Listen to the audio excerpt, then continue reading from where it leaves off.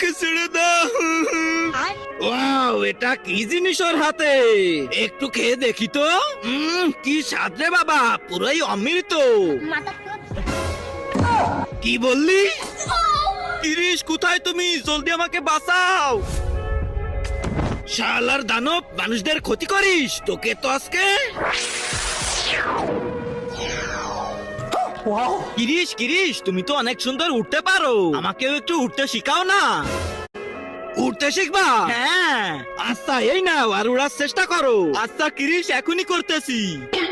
আরে বেটা, এভাবে না, এরকম করো।